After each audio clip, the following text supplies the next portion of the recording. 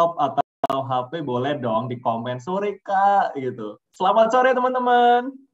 Sore Kak. Sore Kak. Kok dengerinnya kayak orang Thailand ngomong ya, Sadikap gitu ya. Oke, udah mulai banyak nih. Sore Kak. Oh, wow. Berarti kalian memang benar-benar memperhatikan ya. Saya ulangi lagi ya. Coba ya. Saya ulangi lagi. Beneran ada respon atau enggak. Teman-teman panitia mungkin bisa dilihat ya, teman-teman dari student support. Yang nggak ngechat siapa aja. Oke. Selamat sore. Sore Kak. Sore Kak. Sore. Asik. Suka nih gue. Suka nih saya. Oke, teman-teman selamat sore. Terima kasih sudah mau hadir di webinar mengenal kekerasan berbasis gender di era digital. Tepuk tangan buat kita dong, kasih reactions dong, teman-teman. Kasih reactions, applause.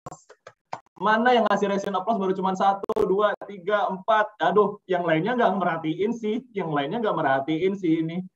Oke, aku ulangi deh biar kompakan ngasih applause-nya gitu ya. Selamat datang di webinar mengenal kekerasan berbasis gender di era digital. Tepuk tangan semua. Ya elah, dikit yang tepuk tangan. Ya, yang lain pada hilang kemana? Nggak tahu nih, bete gitu. Ya, pokoknya yang nggak ngasih applause ya, SKKM-nya dipotong setengah. Oke. Ya, teman-teman, buat sore ini saya nggak sendiri. Saya ada teman-teman dari student support. Mungkin teman-teman yang punya waktu ya sekarang ya, yang benar-benar memperhatikan saya di sini ya. Perkenalkan dulu, saya namanya Kak Yanuar. Saya di sini ada teman-teman saya, ada namanya Kak Vika, ada namanya Kak Fiona, ada namanya Kak Sonia, ada namanya Kak Sheila gitu ya. Nah, mungkin teman-teman yang bisa ngelihat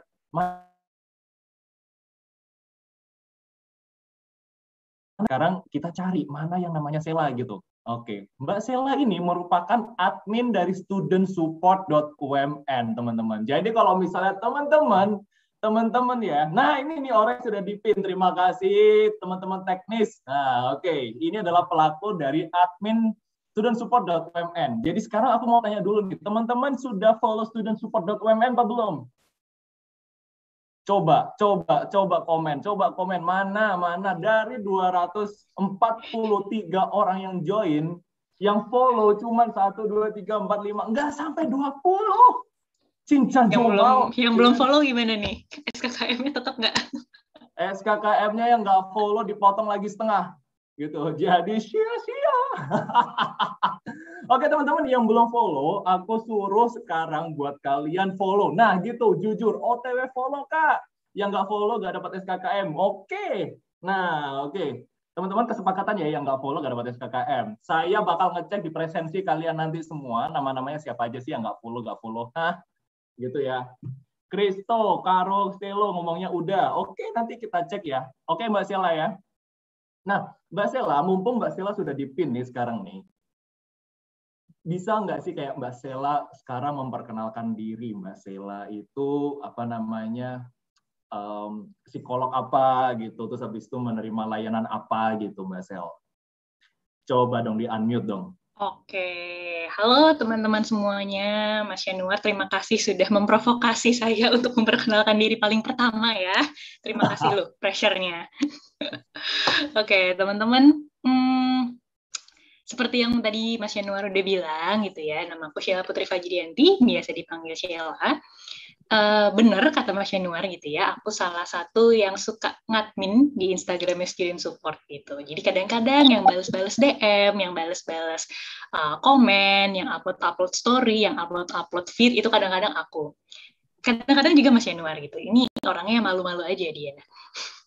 Oke, nah kalau teman-teman mau mendaftar layanan Student Support gitu ya, nanti klik di form gitu, nanti ada nama saya gitu. Nah, kalau teman-teman mau ngobrol-ngobrol atau mau konseling atau mau ya sekedar diskusi aja gitu ya terkait mungkin permasalahan belajar di kuliah gitu ya, mungkin tentang motivasi belajar, mungkin berasa capek tapi lagi banyak banget tugas terus bingung caranya gimana, atau mungkin nggak ada energi buat nugas, atau pokoknya seputar apapun deh yang berhubungan dengan perjalanan akademis kalian gitu ya. Feel free banget kalau mau ngobrol-ngobrol dengan aku. Gampang banget, tinggal buka aja link pendaftarannya, pilih nama aku, dan habis itu kita bisa ngobrol bareng. Apalagi ya, itu aja sih kayaknya. Oke. Ya ampun, teman-teman gimana? Dengar Mbak Sheila ngomong, responnya gimana? Bisa dong kasih respon di komentar gitu, apapun setelah dengar Mbak Sheila ngomong. Coba, aku pengen lihat. Kak, saya izin off cam. Oke. Mantep Kak, gak sabar apa? Apa yang gak sabar gitu kan? Aduh, fix banget mau daftar. Oke, teman-teman yang lain, coba gak sabar bahas webi ini dong. Oke. Positif sekali komentarnya. Ini kenapa gibah ya? Agak menyimpang nih fungsinya. Nah, oke. Ya teman-teman, yang nanti mau ngomong-ngomong mau ngobrol-ngobrol seputar psikologi ya, seputar kayak kalau kesahnya gitu kan selama kuliah atau soal kehidupan gitu ya, kayak aduh kehidupan ini membuat aku overthinking, aduh kehidupan ini membuat aku insecure, bisa ngomong sama Mbak Sheila ataupun teman-teman dari student support lainnya, ada Mas Sony, ada Mbak Vika, dan Mbak Fiona gitu. Kakak cantik, tolong munduran, cantiknya kelewatan. Aduh, Saai ini yang komen. Siapa nih namanya? Fuji Mentari. Cakep. Oke, cakep. SKKM-nya kita tambahin 2 kali, jadinya 4 ya, gitu ya. Oke. Ya, teman-teman, buat sore ini kan kita sudah perkenalan sama salah satu psikolog dari student support gitu kan. Nah, kali ini aku bakal kenalin kalian lebih banyak lagi tentang psikolog-psikolog dari student support itu siapa aja dan mereka bisa memberikan layanan apa aja gitu ya. Nah, oke teman-teman, dari 275 orang yang ada di sini gitu ya, aku mau tanya gitu, teman-teman sudah pada sarapan belum? Makan siang apa belum? Belum ya? Bisa dong komen-komen gitu. Oh, belum. Oke. Saya tunggu 1 menit, 30 detik buat lihat komentarnya apa. Udah makan apa belum? 1, 2, 10 detik, 20 detik, 25 detik, 30 detik. Banyak yang bilang sudah, padahal kalau banyak yang bilang belum, saya mau goputin satu-satu ya. 200 orang ini bakal saya goputin, tapi banyak ngomong udah gitu. Ya ampun, sayang banget. Oke, karena sudah pada banyak yang makan ya. Jam berapa nih? Jam 3 juga kan. Berarti kan udah jam 12 kemarin itu udah pada makan. Sekarang saya mau dong tanya ke salah satu mahasiswa yang ikutan webinar ini gitu kan. Sebelum saya presentasi nih, saya mau tahu dulu nih, anak-anak di sini beneran bisa diajak ngomong apa enggak gitu ya. Oke, saya mau ngomong sama namanya Basilius Jethro. Ini Basilius Jethro ini kayak YouTuber ya mukanya ya, siapa ya? Oke. Halo Basilius. Halo Kak. Jethro. Passwordnya dong, luwak white coffee. Basilius, kamu panggilannya siapa? Jethro aja Kak. Jethro. Oke, Jethro dari prodi mana? Angkatan berapa? Prodinya informatika angkatan 2021 Kak. Baru masuk dong. Iya Kak. Muka-mukanya kayak angkatan tua sih sebenarnya. Okay. Sorry Jethro. Sorry. Gak apa-apa Kak. Enggak kok. Maksudnya sering dapat kata-kata itu. Matang secara pribadi, matang banget kelihatannya nih. Oke, informatika Jethro. Nah, sekarang nih aku mau tanya nih ke kamu nih. Kamu kenapa? Sebelum kesana kamu tahu webinar ini dari mana? Dari email Kak. Dapat. Dari email. Oke, terus kenapa kamu akhirnya pengen ikut? Jujur. Penasaran aja sih Kak. Penasaran sama apa tuh? Sama isi webinarnya kayak gimana? Interesting kelihatan dari title-nya. Asik, bukan penasaran karena wow lumayan ini kalau misalnya dapat SKKM segini. Oh enggak Kak. Serius beneran. Wih, tepuk tangan teman-teman buat Jethro, keren banget sih. Oke. Nah, kira-kira kita akan bahas soal apa sih Jethro menurut kamu nanti? Dari judulnya sih kayaknya ketahuan sih Kak. Dari apa? Emailnya. Oke. Nah, nanti kita kurang lebih akan membahas tentang kekerasan gender di era digital. Oh iya, muka kamu ini mirip Eno Bening, teman-teman. Kalau misalnya teman-teman lihat YouTube ya, kayak Jethro nih, nanti dicari aja YouTube Eno Bening, mirip banget deh gitu ya. Oke, nanti kalau ada kesempatan aku kirim fotonya ke kamu, Jethro. Oke, Jethro Eno Bening. Nggak pernah denger, baru pertama kali denger, Kak. Oke, coba cari nanti di YouTube. Mukanya mirip banget gitu ya. Ini teman-teman ada yang ketawa nih, sialan ini ya. Oke, Jethro terima kasih buat waktunya sudah mau ngobrol saya gitu ya. Oke, saya Anpin. Oke, teman-teman, sekarang kita akan presentasi. Saya akan memberikan presentasi singkat aja gitu tentang layanan yang ada di Student Support itu apa aja. Oke? Gitu ya. Oke, saya share screen dulu ya. Teman-teman nanti bisa perhatikan. Recording in progress. Kita ada layanan apa aja sih, Kak, gitu ya. Nah, gitu. Oke, kok nggak muncul sebentar ya. Oke, sip.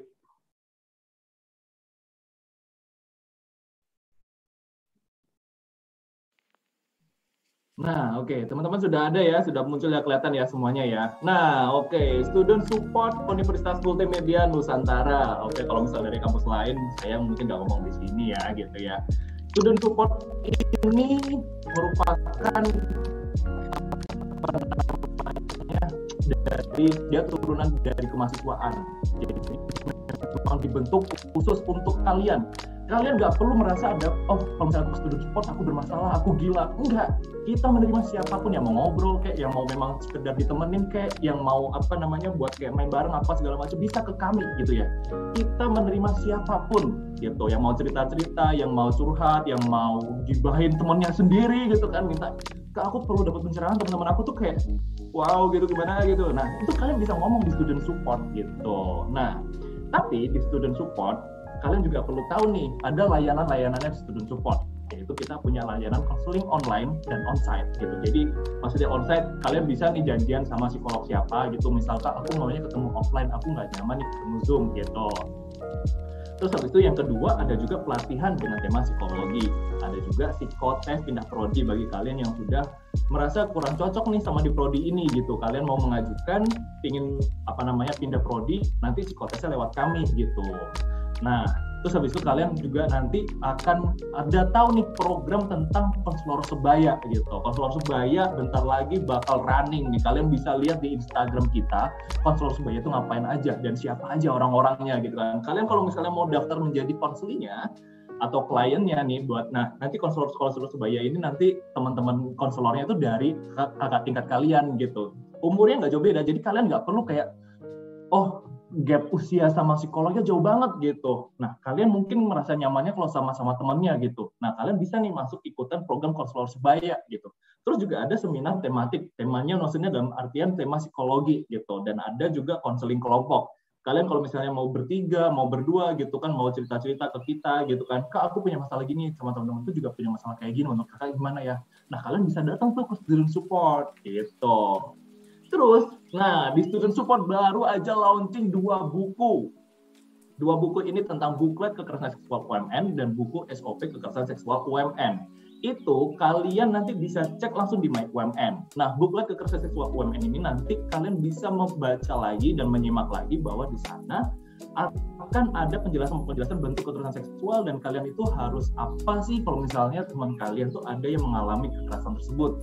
Nah, kalian juga bisa melihat buku SOP kekerasan seksual itu seperti apa gitu. Jadi bagaimana menanganinya gitu kan di lewat kampus itu seperti apa gitu. Oke. Nah, berikutnya ini dia tadi. Tadi kan kita sudah kenalan sama namanya Kak Sheila Putri Fajrianti PSI gitu ya. Nah, sekarang ada juga yang lain. Ada namanya Kak Fiona Valentina Damani gitu. Ada namanya Kak Vika juga, ada namanya Kak Sony dan saya sendiri yang paling ganteng, teman-teman. Ada namanya Kak Yana Lulisa Aldio SPSI gitu ya. Nah, nanti kalian mau cerita-cerita bebas mau sama siapa pilih aja. Kalau bahasanya anak zaman sekarang kan choose your hero gitu ya. Oke, choose your karakter gitu kan. Nah, pilih aja yang menurut kalian cocok untuk kalian ajak bicara gitu kan. Mereka semua adalah konselor atau psikolog yang sangat berpengalaman dan sangat mau sekali membantu kalian dengan tulus hati. Itu yang penting gitu teman-teman. Kita bahkan dibayar karena demi kalian teman-teman gitu. Jadi jangan disia-siakan program yang ada ini untuk kalian ya gitu ya. Nah, terus habis itu kalau misal terjadi pelaporan kekerasan seksual di UMN ya, gitu ya, atau kekerasan apapun, kalian bisa langsung ke sini, dem.umn.ac.id gitu. Dan terus kalau misalnya kalian mau cari-cari kita gitu ya, kalian bisa langsung email ke studentsupport.umn atau follow Instagram kami yang paling penting, studentsupport.umn teman-teman. Kalian wajib follow semua yang sudah ikutan seminar ini gitu ya. Dan kalian juga bisa hubungi kami lewat WhatsApp. Ini kita kasih gratis nomor-nomor kita semua kepada kalian gitu ya. Kalian mau telepon, mau cari kita gitu ya, silakan aja, langsung WhatsApp aja gitu. Saking baiknya kita guys gitu kan ya, saking pinginnya kita mendengarkan cita-cita kalian, pingin kita temani kalian gitu kan. Nah udah baik kayak gini, jangan dong disia-siain gitu. Oke. Presentasi saya singkatnya seperti itu aja gitu. Dan sekarang teman-teman, kita sudah kedatangan salah satu pembicara untuk webinar hari ini gitu kan ya. Namanya Kak Anastasia Satrio. Wow. Mbak Anas, halo. Selamat siang. Halo, selamat siang Kak Yanuar dan selamat siang teman-teman UMN semua. Wow, hai Mbak Anas. Mbak Anas datang fresh banget nih hari ini nih. Gila. Iya, berkat dandan dong. Padahal habis praktek. Seneng banget lihat senyumnya Mbak Anas. Itu kayak apa ya, hangat gitu bawaannya gitu kan. Jadi pengen deket-deket Mbak Anas gitu kan. Cuman karena kita lagi ya ada pandemi gini, kita jaga jarak dulu ya gitu ya. Kita lewat online aja ketemuannya gitu ya. Iya. Oke. Mbak Anas ini merupakan psikolog yang sudah menjadi pembicara di mana-mana gitu ya, sampai sebenarnya sampai Instagram sendiri sudah centang biru guys gitu ya. Kalian bisa follow Anastasia Satrio gitu di Instagram gitu. Kalian bisa langsung ngobrol-ngobrol nanti kalau butuh acara apapun gitu ya. Dan kali ini Mbak Anas akan membicarakan soal seminar kita, soal webinar kita tentang kekerasan berbasis gender, Mbak ya. Iya, betul sekali. Oke, Mbak Ana sudah siap buat siap. Seminarnya? Oh iya, siap. Aku sebentar izin screen sharing ya. Oke, siap. Silakan Mbak Ana. Oke, sip. Waktunya berapa menit ya aku ya? Waktunya 60 menit, Mbak. Oke, sip. Ya, jadi karena kita mulai sekarang, jadi kita nanti akan selesai di 4.18 ya. Thank you Kak Yanuar, dan tadi selamat siang buat teman-teman semua. Senang sekali di Rabu siang yang panas ini kita bisa ngobrolin soal masalah kekerasan berbasis gender online. Aku nggak tahu nih teman-teman udah sering dengar soal ini atau belum ya? Boleh tulis di kolom chat. Teman-teman pernah dengar nggak sih atau pernah ngalamin? Nanti kita akan bahas sama-sama.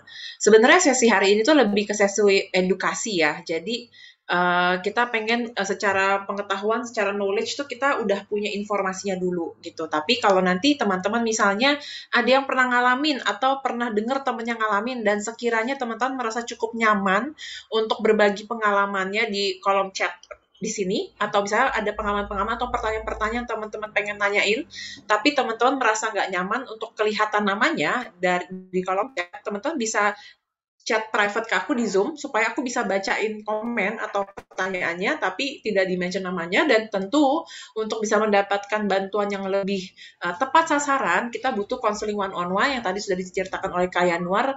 Ada student support di Universitas Multimedia Nusantara. Jadi tolong digunakan karena isu-isu kekerasan berbasis gender nih baik yang offline maupun online tuh tidak semudah itu Ferguso untuk hilangnya.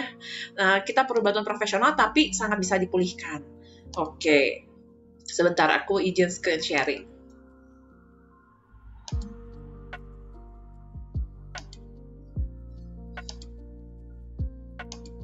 Ya.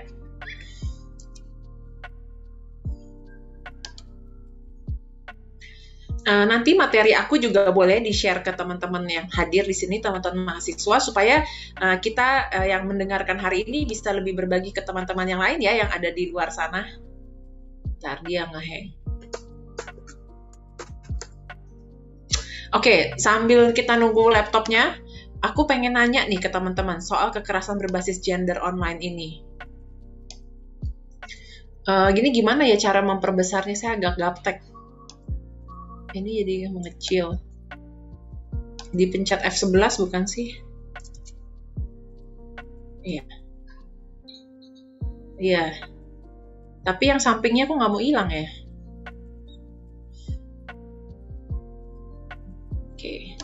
Aku majuin dulu aja deh. Yang penting kelihatan.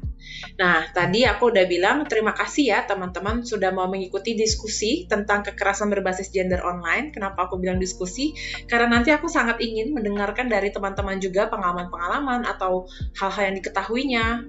Terus juga webinar ini adalah ruang aman secara emosi dan psikologis supaya teman-teman merasa aman dan nyaman untuk membahas tentang ini. Tapi ingat, kalau untuk teman-teman yang pernah punya pengalaman kekerasan berbasis gender online atau pernah mendengar orang yang terdekat mengalami seperti ini, lalu nanti sekiranya kerasa overwhelming nih emosinya,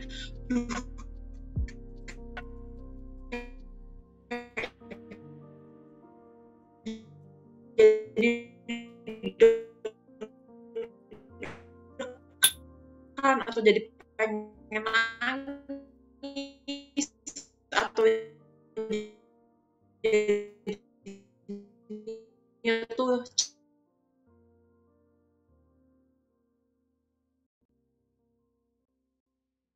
sudah ada di sekitar kita. Oke. Nah, aku pengen nanya dulu nih ke teman-teman sebelum aku masuk ke materinya. Menurut teman-teman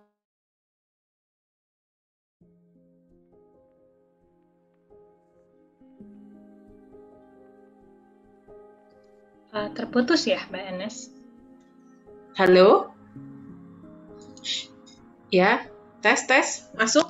Ya, sudah masuk Mbak Anas. Oke, ya. Kita masuk lagi.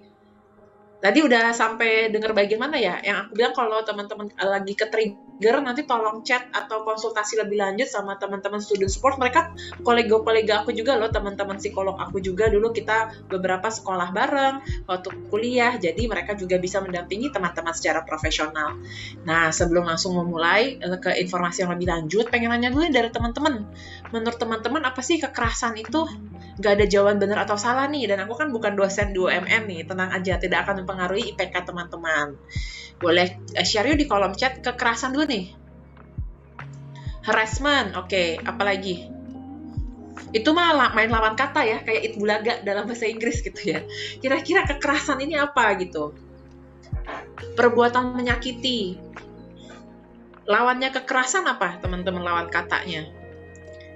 Oke, kekerasan itu tindakan yang melanggar HAM, tindakan yang kasar, terus perlawanan secara hukum, bullying, tindakan yang melanggar HAM. Oke. Oh ya, aku tuh pengen kenalan sama teman-teman nih, walaupun kita online dan sebenarnya ada 295 orang. Aku pengen tahu teman-teman tuh domisilinya tuh dari mana aja, karena mungkin kalau teman-teman banyak yang dari luar kota, mungkin hal-hal yang kita omongin di hari ini tuh kayak barang asing di lingkungan teman-teman ya. Kayaknya kita dianggap aneh gitu. Nggak usah soal kekerasan berbasis gender. Isu pakai masker aja, ada temenku yang pulang ke Padang, itu dianggap aneh pakai masker. Karena di sana merasa nggak ada corona nih gitu. Jadi kan kesian ya kalau dia sendirian. Oh, kebanyakan nih Jakarta, Tangsel, Besti, dan sekitarnya. Oh, ada yang dari Cirebon. Dari Bali, oke. Dari Pekanbaru, Tegal, Merauke. Wow, dari Merauke ada juga Medan, Pandeglang, Palembang. Dari PIK, wah aku lagi di Pluit nih, deket nih dari ke PIK ya. Ada Semarang, Kabupaten Bogor. Oke. Lumayan lengkap ya dari Sabang sampai Merauke kayak gitu. Oke, terima kasih teman-teman, terus tulis aja, nggak apa-apa supaya aku bisa kebayang daerah teman-teman tuh kan mempengaruhi pemahaman kita akan kekerasan nih. Karena nanti ini ada isunya tentang bagaimana memahami relasi laki-laki dan perempuan ya. Kalau ada di daerah-daerah yang, oh nggak apa-apa perempuan itu harus dikerasin, atau nggak apa-apa laki-laki dengan mungkin yang teman-teman udah tahu istilah sekarang toxic masculinity, dianggapnya mungkin yang dilakukan itu hal wajar. Nah itu yang perlu kita sadari nih, dan semoga ini bisa menjadi ruang aman buat teman-teman di daerah manapun teman-teman berada sekarang untuk bisa membicarakan fenomena-fenomena yang aneh di tempatnya masing-masing, karena kekerasan itu seringkali terjadi karena dibiarkan dan dianggap ini budaya kita gitu ya. Oke, sip, kita balik lagi setelah kita menjadi petugas sensus nih ya, mengetahui domisili teman-teman, kita balik lagi ke materi. Oke, tadi beberapa udah jawab soal kekerasan. Oke, terima kasih teman-teman. Nah, selanjutnya kalau menurut teman-teman lagi nih, apa sih kekerasan berbasis gender? Ada yang, kalau ini kata-kata yang terlalu asing, ada yang tahu nggak gender itu apa? Bisa tulis dulu di kolom chat bagi yang tahu gender itu apaan, atau kalau nggak tahu boleh bilang nggak tahu loh, kan kita belajar itu kalau nggak tahu nggak apa-apa ya, makanya kita kuliah. Suka kesel ya teman-teman kalau ketemu dosen kita jawabannya salah dimarahin, lah Pak saya bayar kuliah kan buat diajarin ya, kalau saya udah tahu jawabannya saya gantiin Bapak nih ngajar atau ibunya yang ngajar ya. Oke. Ada yang bilang gender itu jenis kelamin, ada yang bilang identitas gender, ada yang bilang peran laki-laki dan perempuan di lingkungan, peran seseorang di masyarakat. Wah, udah mulai pinter-pinter nih. Kakak-kakak nih kayaknya waktu kita zaman mahasiswa kita kurang ngerti ya isu gender tuh ya.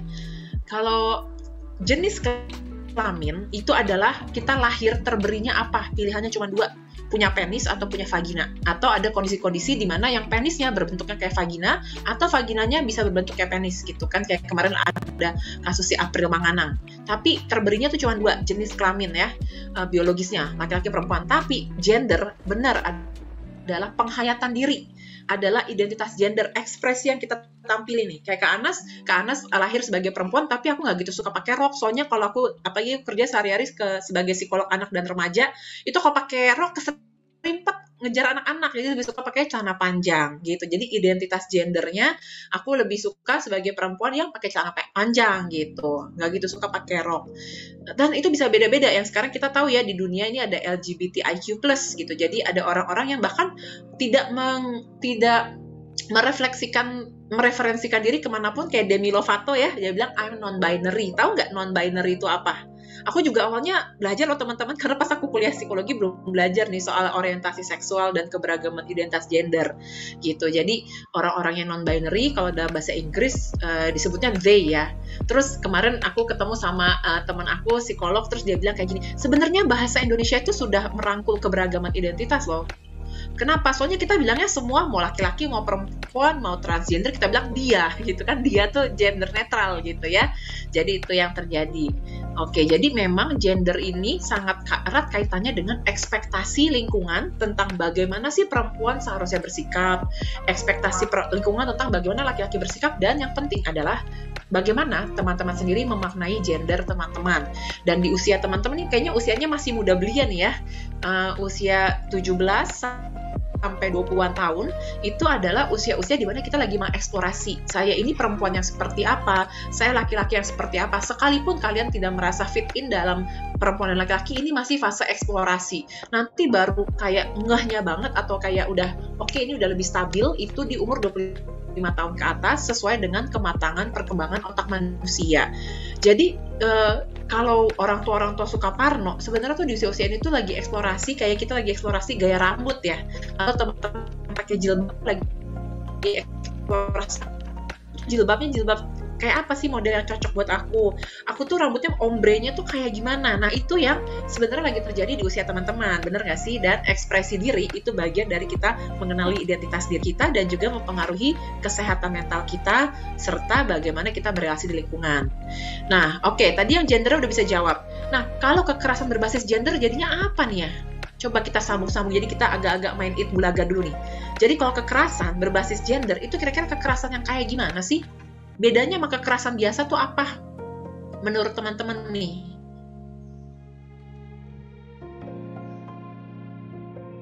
Sebisa-bisanya aja.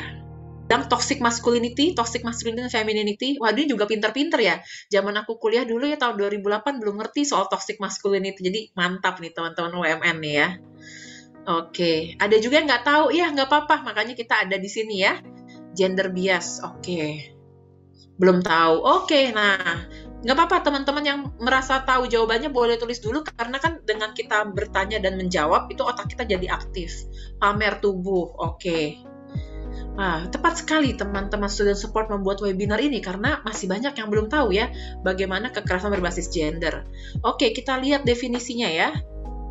Oh ya, ntar dulu deh, gimana saya mau nanya, apakah ada yang ngalamin kalau definisinya aja belum tahu ya? Kita ke definisi dulu. Nah, definisi kekerasan berbasis gender online atau disingkatnya sebagai KBGO ya. bukan GOBLOK ya, KBGO. Nah, itu dibentuk oleh WHO, teman-teman. Jadi ini adalah konsensus dunia. Jadi no debat ya kalau anak zaman sekarang bilang. Ini udah dibikin definisinya dan disepakati bersama satu dunia. Jadi kalau ini terjadi di Amerika, di Inggris, mau di Afrika pun, di Indonesia sama. Standarnya tuh sama. Gitu, karena kita perlu belajar menjadi manusia yang beradab dan jadi world class citizen ya. Gimana kita mau jadi world class citizen kalau kita belum memahami tentang kekerasan berbasis gender online. Jadi dari UNHCR, dari bagian PBB itu mendefinisikan kekerasan berbasis gender adalah kekerasan langsung pada seseorang yang didasarkan atas seks atau gendernya. Jadi misalnya gini, oh karena kamu perempuan dan menurut saya kamu pakai baju yang mengundang, saya boleh buat ngata-ngatain kamu, saya boleh nyuit-nyuitin kamu, atau bahkan saya boleh grepe-grepe kamu karena menurut saya kamu pakai bajunya mengundang sih karena kamu perempuan. Atau yang juga beberapa belakangan kemarin sebelum pandemi juga terjadi kekerasan berbasis gender pada teman-teman transgender atau waria. Jadi dia lahirnya terberinya dengan jenis kelamin laki-laki, tapi pemaknaan psikologisnya ngerasa sebagai perempuan, lalu mereka menjadi waria. Itu di daerah Lampung terutama, itu sampai mereka tuh dibawa ke hutan, ditelanjangin tengah hutan, lalu dilemparin batu. Boleh nggak kita kayak gitu ke manusia lain? Gitu. Jadi kita tidak boleh melakukan kekerasan hanya karena dia transgender. Oh, dia nih kayaknya di agama saya nih dibilangnya dosa nih kayak gini. Ya, tapi kan urusan dosa neraka urusan Tuhan ya. Urusan kita sebagai manusia mengasihi sesama manusia gitu. Urusan kita ngebantu dia untuk menjadi orang yang semakin baik dalam dirinya, atau saya sebagai psikolog, urusan saya bukan soal dosa dan neraka. Urusan saya ngebantu dia gimana sih dia lebih percaya sama dirinya, gimana dia bisa mengoptimalkan potensinya, gimana dia bisa punya kesehatan mental yang lebih baik. Jadi kita mesti ngerti mana urusan kita, mana urusan surganya, urusan Tuhan gitu ya. Tapi kita masih di dunia manusia, kita perlu sangat-sangat tahu tentang ini. Nah, ini tindakan itu termasuk yang mengakibatkan bahaya atau penderitaan fisik. Misalnya, pernah dengar nggak sih berita begal payudara? Malu nggak sih tahun 2021 nih yang katanya HP kita udah pada canggih-canggih semua nih, udah pakai wifi, masih ada begal payudara kayak tahun 80-an 70-an gitu. Dan begal payudara itu kan karena orangnya perempuan yang memiliki payudara, kemungkinan termasuk dalam kekerasan berbasis gender online. Atau nggak usah sampai begal payudara, itu kan sampai cacat fisik ya. Misalnya lagi nunggu di pinggir jalan terus digrepe atau dipegang pantatnya atau dipegang manapun anggota tubuh kita tanpa persetujuan dari kita, itu termasuk pelecehan dan kekerasan. Jadi dulu saya belajar dari profesor psikologi namanya Mbak Kristi Purwandari menjelaskan soal definisi pelecehan ya, termasuk soal pelecehan seksual. Itu yang online, nanti yang online kita belajar, tapi yang offline dulu nih kita harus belajar definisi pelecehan atau kekerasan seksual adalah ketika anggota tubuh kamu dipegang tidak atas persetujuan kamu dan kamu merasa diperlakukan sebagai objek. Jadi kalau zaman dulu, nggak tahu nih teman-teman masih ngalamin apa nggak, zaman dulu sebelum kita bayar tol itu pakai tap, itu tuh kita harus ngasih uang ke petugas tolnya. Ada nggak sih yang masih ngalamin? Nah, kalau pas kita bayar karcis aja nih, bayar ke petugas tol, tangan kita ngerasanya dipegang lebih lama. Lalu orang itu ngeliatin kita tuh kayak tampangnya kayak mesum gitu, melihat kita sebagai objek, kayak tergiur gitu. Dan kita ngerasa tidak nyaman. Dan kita dipegang tangannya lebih lama, kok tangan nggak ditarik-tarik gitu ya. Dipegang lebih lama tidak sesuai persetujuan kita, itu sudah terjadi pelecehan. Seringkali pada orang-orang yang belum, ini namanya perspektif gender. Seringkali pada orang-orang yang belum punya perspektif ini, selalu nanya gini, bekasnya mana? Kan cuman digituin doang. Tapi ketika kita diperlakukan tidak manusiawi, diperlakukan tidak berharga sebagai manusia, tidak diperlakukan sebagai subjek, itu sudah mengganggu kesehatan mental kita dan keberhargaan diri kita sebagai manusia. Jadi ini cukup filosofis dan fundamental ya, makanya harus ngerti dari mindset, karena kalau kita ngobrol sama orang yang nggak ngerti, mereka anggapnya kita nih lebay. Maka sebelum kita berdebat nih, apalagi kalau di netizen itu suka berdebat-debat soal ini ya, pastiin dulu nih teman diskusi kamu atau teman berdebat kamu ngerti definisinya. Karena kalau mereka nggak ngerti definisinya, kita udah lost in translation. Gitu. Lalu selain bahaya fisik, juga ada bahaya mental dan seksual. Saya sebagai psikolog klinis anak dan remaja pernah menangani remaja mahasiswa raba payudaranya sama temennya. Dia kuliahnya di fakultas teknik yang memang mayoritas laki-laki. Dan di situ sangat toxic masculinity, di mana dia sebagai perempuan selalu ditanya gini, kamu ngapain masuk teknik, kan kamu kerjaannya jalanin slide doang. Jadi dianggapnya perempuan nggak bisa mikir gitu. Nah, itu dia cuma digrepe, maksudnya tidak sampai amit-amit nggak ada pemerkosa 6 bulan buat terapi. Karena dia merasa tidak aman secara mental, dia tidak merasa aman secara psikologis. Gimana dia bisa mikir buat ngerjain tugas di kampus?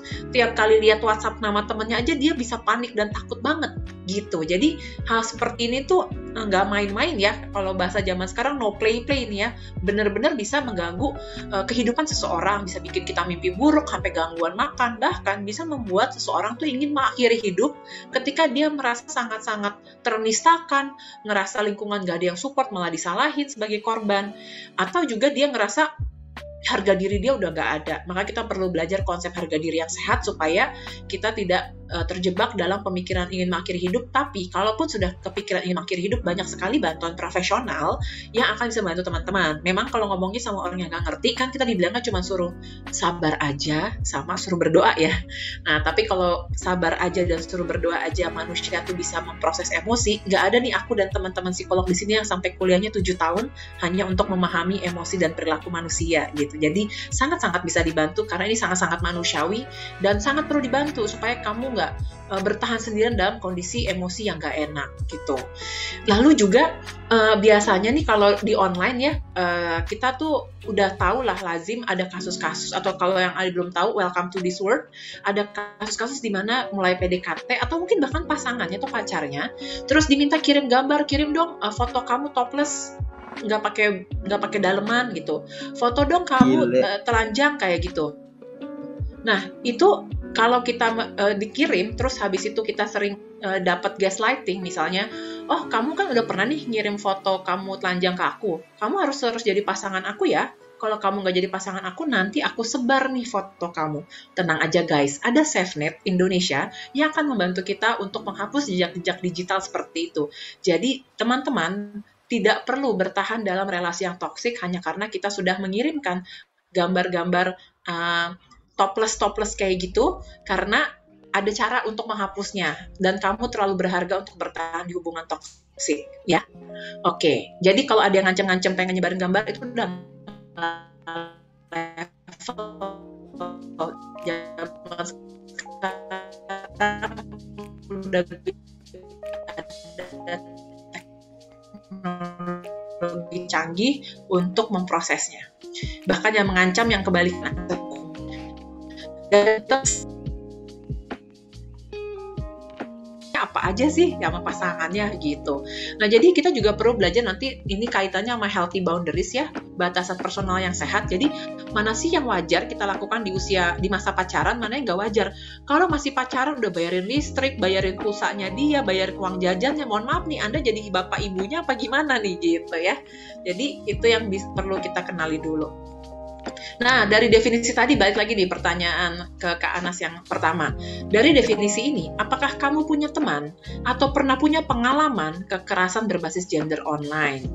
Kalau punya, ada nggak sedikit cerita? Karena ini bukan sesi konseling one-on-one ya, tapi sedikit 2 kalimat bisa tulis di kolom chat.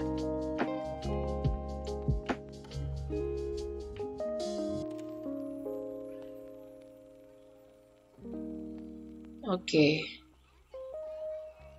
Masih mencerna ya. Oke, aku maju dulu. Silahkan kalau teman-teman ada yang ngerasa punya pengalaman, teman-teman bisa tuliskan di sini.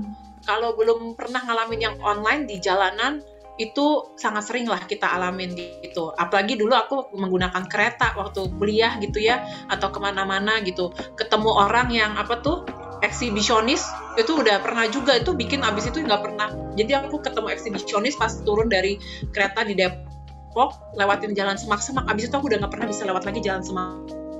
Itu karena cuman diliatin alat kelamin orang pada saat kita tuh nggak mau, dan kita nggak punya hubungan apa-apa sama nih orang gitu kan, geli dan jijik banget dan takut gitu kan. Itu aja sampai nggak bisa lewat jalan itu lagi gitu. Jadi gimana mengalami hal-hal yang lebih dalam, lebih besar daripada itu. Nah, gimana nih tentang kekerasan berbasis gender online?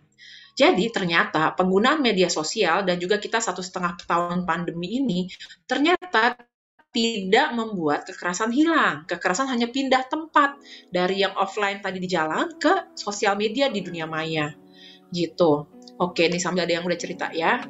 Ada yang private chat DM, dia bilang, aku pernah ngalamin begal payudara pas SMA. Itu masih pakai baju sekolah. Aku trauma banget sampai sekarang, malah masih ingat tanggal kejadian sampai jam pas aku ngalamin kondisi ini. Ya, terima kasih ya udah cerita.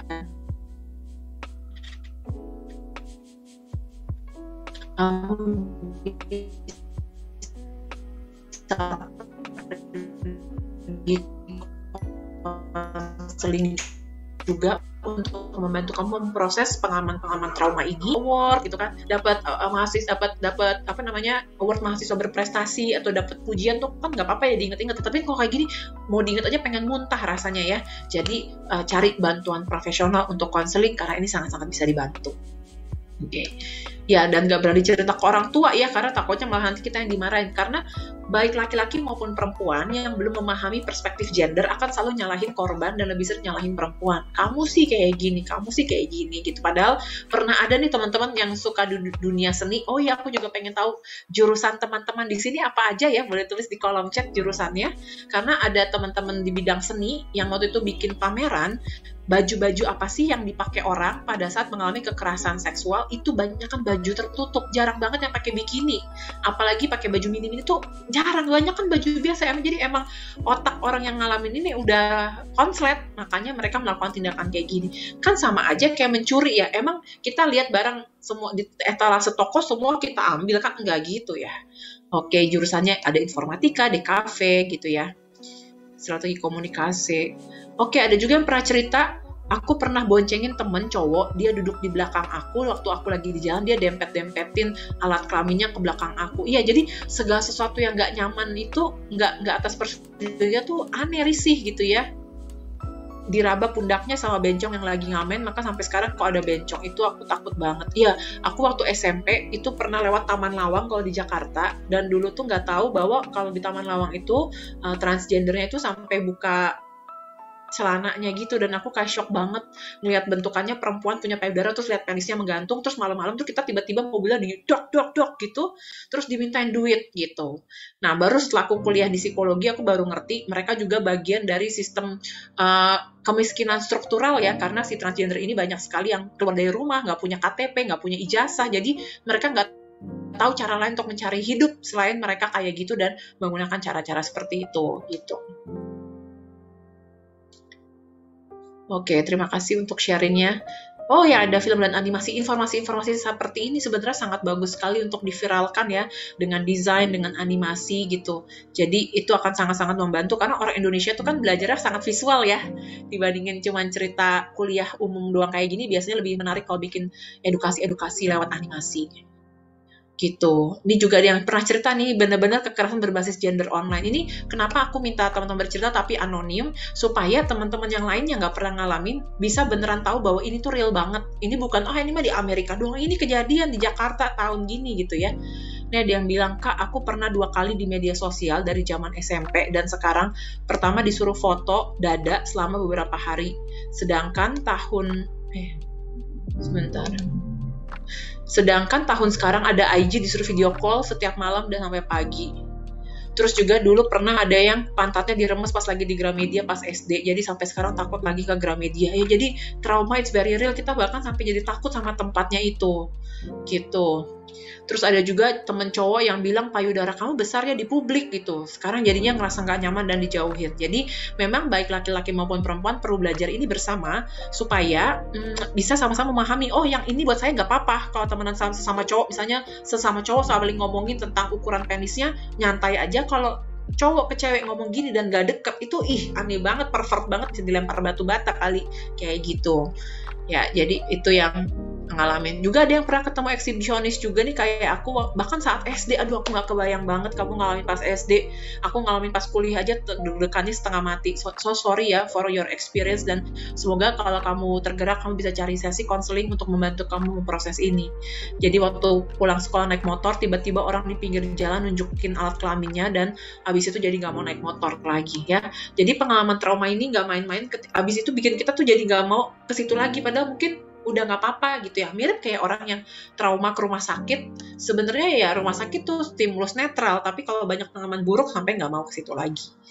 Oke. Nah, jadi kekerasan berbasis gender online ini itu sayangnya difasilitasi teknologi. Kan teknologi ini kayak pedang bermata dua ya teman-teman ya. Di saat yang sama, teknologi kita bisa pakai buat komunikasi seperti ini, kita bisa mengedukasi diri bersama. Tapi di sisi lain juga bisa menjadi masalah juga. Tahun lalu sebelum baru awal-awal mulai pandemi, baru awal-awal aku pribadi baru mulai pakai Zoom, aku pernah jadi narasumber kayak gini nih. Lagi pelatihan online, tiba-tiba Zoom-nya ada yang nge-hijack, makanya dari situ aku beli Zoom Premium. Waktu itu ada yang nge-hijack. Terus tiba-tiba dia gambar penis, lalu keluar video orang lagi masturbasi tapi cowok bule. Oh my god, itu tuh takut banget. Sebenarnya takutnya tuh lebih karena kan tiba-tiba ya, dan kita bukan lagi mode kayak gitu, orang kita lagi belajar serius, itu deg-degannya sampai 3 hari gitu. Dan semua teman-teman aku, bahkan teman-teman yang cowok pun sampai deg-degan, gimana sih lagi bawain seminar serius, tiba-tiba keluar gambar gitu. Terus di WhatsApp aku juga pernah, dulu belum tahu kalau ada nomor plus 63, pokoknya nomor-nomor nggak dikenal dari luar negeri, itu juga sebaiknya nggak diangkat teman-teman. Karena waktu itu pernah aku angkat, langsung masuk ke video call sama laki-laki lagi masturbasi dengan penisnya, terus sambil di video call. Oh my god, tuh sampai pusing kepalanya, sampai kayak nggak bisa mikir beberapa jam, karena itu kan tiba-tiba gitu. Jadi trauma itu adalah segala sesuatu yang terjadi di luar kontrol, out of our control. Kita ngerasa helpless, nggak bisa matiin, terus kita juga karena deg-degan jadi kayak kaku gitu, gimana nih matiinnya gitu kan, ngerasa helpless, terus ngerasa nggak berdaya gitu. Jadi itu yang membuat kita mengalami trauma ini gitu. Apalagi kenapa ini dibahas di lingkungan kampus, karena teman-teman lagi di usia penting, di usia kritis, di mana lagi ada perkembangan otak besar-besaran, yang teman-teman ngerasa nggak sih emosi yang lagi teman-teman rasain di usia sekarang itu lagi intens banget. Kalau lagi happy banget, kalau lagi sedih ngedown banget. Jadi bayangin bedanya ngalamin pelecehan atau kekerasan di umur teman-teman atau umurnya udah 30-40, itu penerimaan diri jadi beda banget gitu. Dan teman-teman kan hidupnya masih panjang, masih banyak pengalaman nanti mencoba berelasi dengan banyak orang, terus punya banyak pengalaman ketemu banyak orang. Dan ini bukan hanya dalam relasi romantik ya, karena teman-teman juga tahu sendiri ada kekerasan berbasis gender online maupun pelecehan seksual yang dilakukan oleh figur otoritas di kampus, misalnya dilakukan oleh dosen ke mahasiswanya. Oh iya kita bimbingan malam-malam abis itu digrepe-grepe, atau yang sering banyak juga di beritanya di internet, kalau kamu dapat nilai A kamu mau ya tidur sama saya gitu. Atau nggak harus sampai kayak gitu, tapi udah ngobrolnya udah menjurus kalau kita tidak nyaman dan ini kita ngerasa di luar persetujuan kita, tidak ada konsen, itu termasuk dalam kekerasan. Itu. Jadi kekerasan ini mirip kayak bullying, teman-teman. Bullying itu nggak pernah kita nanya pelakunya, kamu ngapain? Tapi yang kita tanya adalah perasaan si korban. Begitu korban merasa dia dilecehkan, tidak dimanusiakan, tidak merasa diperlakukan adil, sudah terjadi kekerasan. Gitu. Makanya subjektivitas seseorang pas ngalamin ini sangat penting di sini, gitu.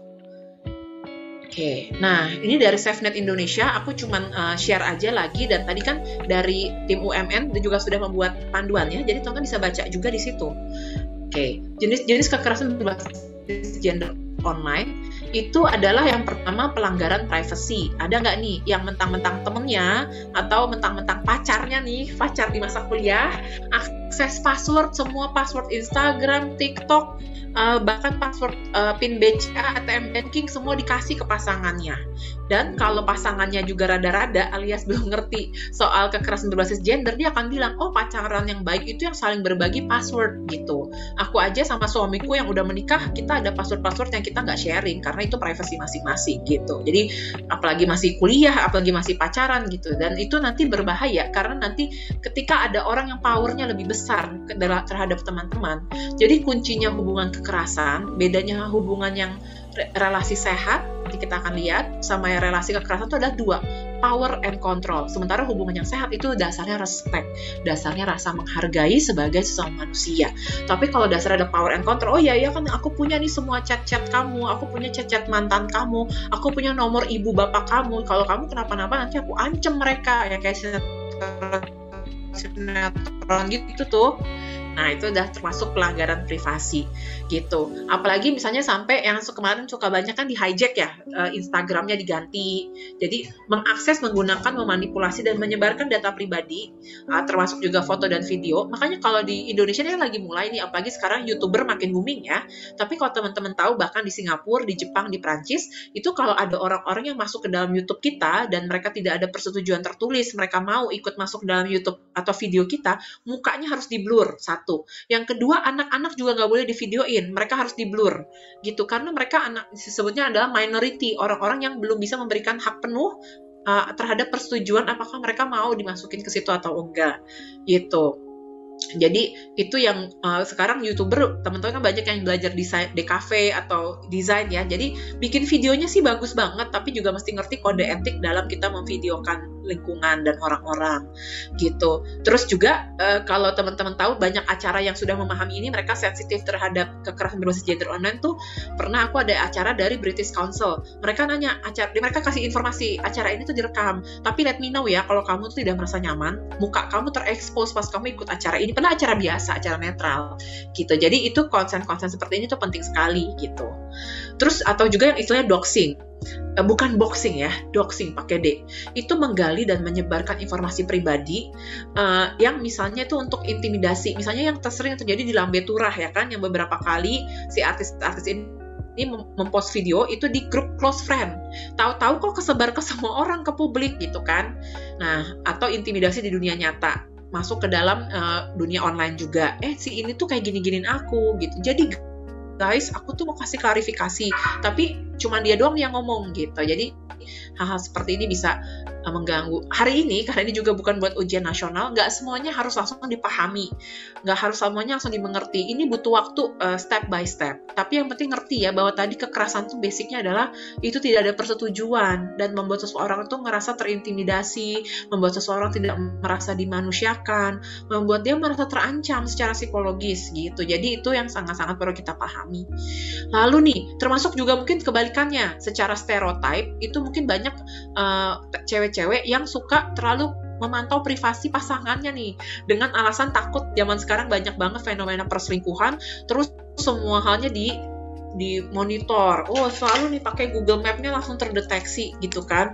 Nah, kita mau jadi satpam security UMN apa mau punya pasangan nih kayak gitu. Aku aja ketika aku berinteraksi sama orang tua dengan anak-anaknya, aku sangat meminta mereka untuk tidak terlalu memonitor, terlalu micromanage seperti ini karena nggak sehat buat perkembangan jiwa.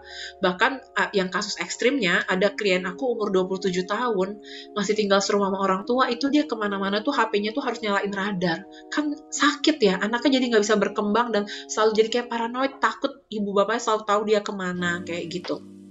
Terus juga menggunakan spyware atau teknologi lain yang tanpa persetujuan. Terus abis itu kalau pakai GPS untuk melacak kayak gitu, mengontrol dan stalking ya, kecuali HP kita hilang, terus kita nyala itu ya, where is my phone gitu kan. Nah itu kan ada kepentingannya dan cuma sebentar. Tapi kalau selalu tiap saat, kayaknya kita perlu bantuan konseling ke psikolog deh untuk mengetahui kenapa kita sebegini insecure-nya, sebegini takutnya sehingga harus memakai pasang mata-mata seperti ini ke pasangan kita gitu. Terus juga ada lagi nih yang akun pribadinya itu diretas gitu ya, untuk membuat merusak reputasi pengguna. Ini menarik untuk didiskusikan teman-teman. Jadi dalam psikologi, apalagi terkait dengan kehidupan kita bersama, itu kasus perselingkuhan yang dilakukan oleh seorang suami, yang suaminya tuh kerjanya pilot. Dia selingkuh sama temennya pramugari, yang nge-spill ini, yang ngebuka ini istrinya yang ibu rumah tangga di rumah. Tapi data pribadi jadi ngaruh ke kantor kan. Jadi otomatis gimana sama kantor?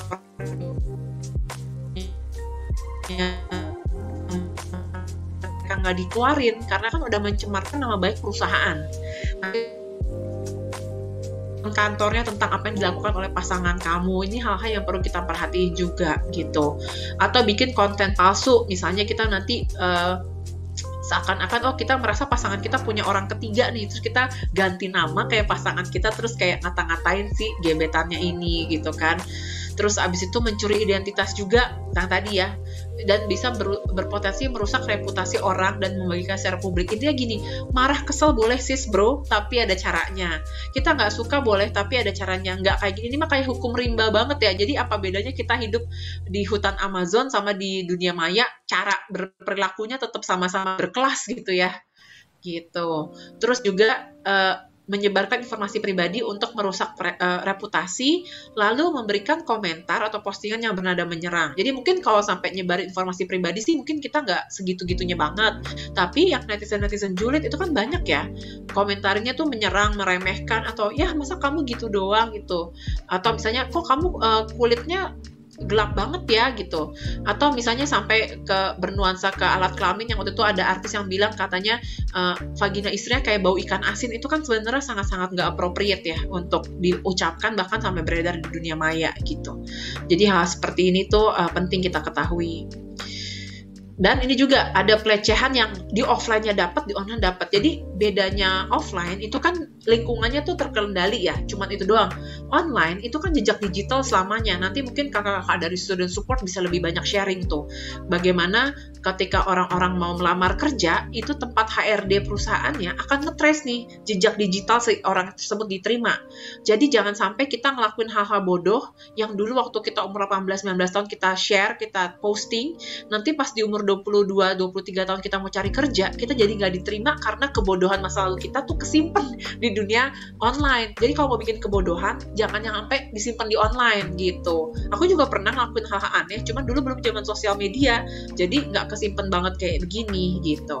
Atau mengucapkan ucapan-ucapan yang berbau sara ya, menghina suku, agama, ras, etnis, apalagi kita di Indonesia kan negara paling beragam sedunia. Lalu komentar-komentar yang kasar, ujaran-ujaran kebencian, atau merendahkan secara fisik, terus juga melihatkan perempuan sebagai objek seksual yang emang susahnya di Indonesia ini kan dianggap kayak budaya yang wajar ya. Di perusahaan-perusahaan yang terlalu banyak bapak-bapaknya juga ini hal biasa diomongin di kantor, tapi sebenarnya itu pelecehan gitu. Aku pernah ada di situasi seperti itu, dan gila, marah banget. Kok ini orang-orang mau ya diperlakukan kayak begini gitu. Terus juga menggunakan gambar yang tidak senonoh untuk merendahkan wanita. Biasanya juga terjadi di grup-grup WhatsApp. Sampai kalau yang kita nggak sendiri dianggapnya aneh karena nggak bisa bercanda banget sih, tapi padahal kita harus bisa membedakan loh bercandaan mana yang masih wajar sama bercandaan mana yang sudah merendahkan perempuan gitu. Lalu pelecehan-pelecehan yang menyalahgunakan memperlakukan wanita karena mengekspresikan pandangan yang berbeda, kayak kemarin ya soal child free ya. Setuju nggak child free atau punya anak? Nggak masalah, di dunia sekarang mah pilihan hidup masing-masing. Yang penting kalau kita mau memberikan argumen, please respect the other person. Kita perlu tetap menghargai siapapun yang membicarakan itu. Mereka tuh manusia berharga yang kita perlu ngomong baik-baik. Bahkan itu kan yang sebenarnya kita lagi latih di kampus ya, untuk bisa membicarakan hal-hal yang berbeda tapi dengan respect. Itu tuh kenapa sih kalau teman-teman kok cewek mulai disebut, emangnya cowok? Nggak ada loh cowok-cowok yang ngalamin pelecehan online. Bahkan ada laki-laki yang mengalami pemerkosaan. Tapi memang presentasenya memang lebih banyak perempuan, dan terutama karena kita di Indonesia itu tinggal di budaya yang disebutnya sebagai budaya patriarki ya, dimana melihat laki-laki itu lebih unggul, lebih superior dibanding perempuan, dan seakan-akan perempuan tuh boleh diginiin. Seringkali menyebabkan isu-isu seperti ini jadinya lebih banyak di perempuan, padahal laki-laki pun tetap perlu kita hargai juga gitu. Nah, terus juga bahkan yang parah juga yang sampai ada perdagangan perempuan, korban-korban trafficking. Itu teman-teman bisa baca ceritanya di online di Google gitu ya. Tapi aku sendiri ada salah satu organisasi komunitasnya namanya Rumah Faye sama Kompak, itu mereka biasa menangani kasus ini. Jadi bener-bener loh teman-teman, kita bisa sama-sama hidup di tahun 2021, tapi ada orang-orang yang hidupnya masih primitif gini, kok manusia diperdagangkan, dikirim ke Batam, habis itu disekap, nggak bisa keluar, atau dikirim ke Nunukan, Kalimantan. Itu masih terjadi sampai sekarang. Memang sebagian besar dari mereka adalah orang-orang yang tidak berpendidikan tinggi. Makanya baik buat laki-laki maupun buat perempuan terutama, ketika kita bisa mencapai pendidikan tertentu, bisa berpendidikan tinggi, kita sudah mengempower diri kita supaya kita tidak terjebak dalam siklus kemiskinan, lalu kita jadi terpaksa harus menjual diri kita. Kalau teman-teman, aku dulu sama teman-teman di kampus pernah ngelakuin wawancara mendalam kepada PSK di Jatinegara gitu ya, kebanyakan mereka jadi PSK bukan karena mereka kayak kepengen banget having sex terus-terusan, mereka nggak punya kemampuan lain selain ngangkang gitu teman-teman ya. Jadi ini benar-benar yang perlu kita pahami. Atau terjadi pemerasan seksual, lalu ada pencurian identitas, uang, ya kayak di film-film lah kalau yang pencurian identitas ini, maupun meniru tadi untuk melakukan serangan fisik. Gitu. Nah, kalau yang di website itu misalnya akun pribadi kamu, bahkan kamu beberapa website itu bisa diretas juga. Apalagi di sini ada teman-teman yang dari IT kan, mungkin lebih ngerti tuh gimana cara ngehack website, media sosial, organisasi untuk melakukan kekerasan berbasis gender online. Terus juga bikin pengawasan, pemantauan. Terus misalnya orang itu di mobbing untuk tujuannya tuh untuk mengintimidasi gitu ya. Lalu tadi ada daerah-daerah ruang aman, atau misalnya aku nih nanganin klien, aku spill nama-namanya di internet, itu bisa bener-bener kekerasan banget nih gitu. Bahkan sebenarnya kalau di anak-anak, orang tua kan kadang suka ngepost anaknya sekolah di mana, sebenarnya tuh nggak boleh. Terus nulisin nama lengkap anak itu nggak boleh di dunia media sosial gitu ya. Kalau kita di usia remaja atau masa kuliah ini ada alamat-alamat yang kita nggak boleh terlalu spill gitu teman-teman. Nah, dari yang udah aku ceritain mungkin terlalu banyak atau overwhelmed, apakah ada yang pernah mengalami seperti ini atau mungkin jadi pelaku? Karena kita sangat mungkin menjadi pelaku, termasuk pelaku bullying maupun pelaku kekerasan ketika kita belum tahu, separah itu ya buat si korbannya, atau aku tuh ngomongnya tuh nggak tepat ya kayak gitu ya, aku pikir itu nggak apa-apa loh gitu. Sambil aku lihat kolom chat ya.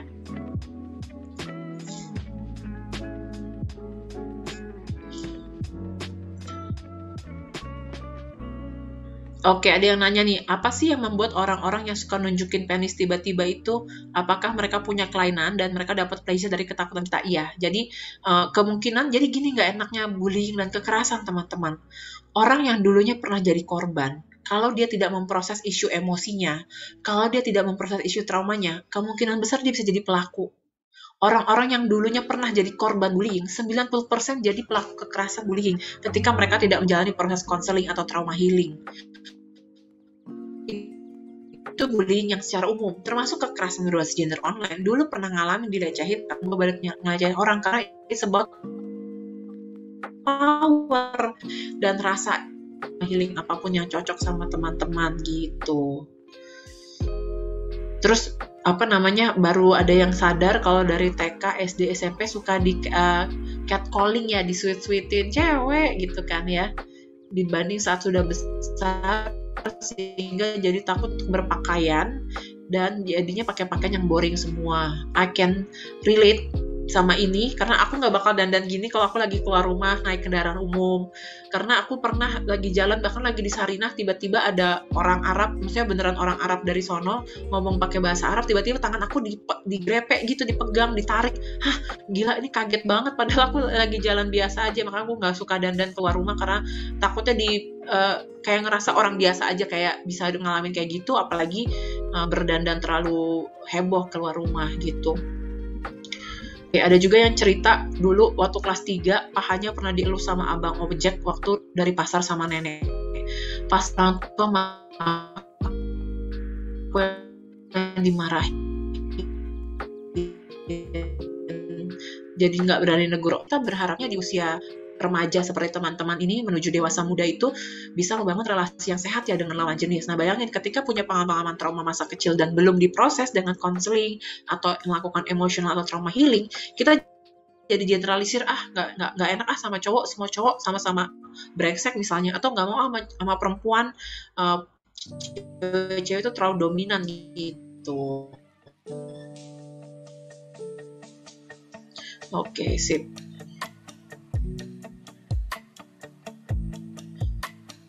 Oke, ada juga yang ngalamin dari SD karena dulunya terlalu gendut, jadi suka ngerasa dibanding-bandingin sama temen, dan suka dibandingin sama perempuan lain, jadi susah untuk ketemu orang baru. Wah, ini topik yang makasih untuk di-sharing, jadi topik yang penting, tapi bisa dibahas di kesempatan lain nih. Jadi catatan buat teman-teman student support tentang bagaimana memulihkan diri ya dari pengalaman-pengalaman bullying ini, dan memiliki konsep diri yang sehat di usia mahasiswa, karena teman-teman sangat perlu punya konsep diri yang lebih sehat di usia sekarang, dan apa yang terjadi di masa lalu tidak harus selalu menentukan bagaimana diri kita di masa sekarang gitu. Dan pengalaman bullying itu ternyata relate banget sama kehidupan kita ya, karena bahkan banyak nih teman-teman yang dari usia SD sudah mengalaminya. Dan terima kasih untuk berbagi.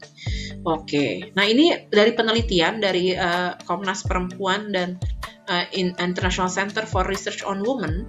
Jadi kenapa sih pelaku itu bisa melakukan kekerasan berbasis gender online?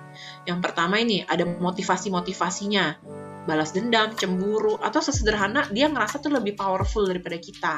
Makanya ketika sekarang orang-orang suka mengkampanyekan juga soal hubungan yang setara, hubungan yang demokratis, itu sangat penting karena kalau kita ngerasa ada yang lebih tinggi daripada kita yang kayak remah-remah Kraft Rengginang akan ngerasa gampang diinjek-injek dan menjadi objek kekerasan. Atau juga BU ya, butuh uang atau pengen menjaga status sosial, macam-macam lah. Ini ya, secara umum, tapi mungkin tiap orang kalau ditanya berbeda-beda. Mungkin termasuk kalau di sini teman-teman ada yang pernah merasa dulu pernah menjadi pelaku bullying atau kekerasan. Kalau di usia sekarang merefleksikan diri, kira-kira apa ya yang dulu membuat teman-teman mau melakukan bullying atau jadi pelaku bullying. Terus tujuannya itu emang untuk menyakiti secara psikologis, bisa menyakiti secara fisik, atau dia ngerasa, wah saya ini lebih superior dalam hal norma-norma. Ya udah saya bikin kamu nyesel kenapa kamu lakuin itu. Itu kan tetap aja juga ngerasa lebih powerful. Gitu. Terus perilaku-perilaku tadi kita udah bahas. Lalu dampaknya itu emang gak kelihatan. Makanya kan isu kesehatan mental itu dibilangnya invisible illness, teman-teman.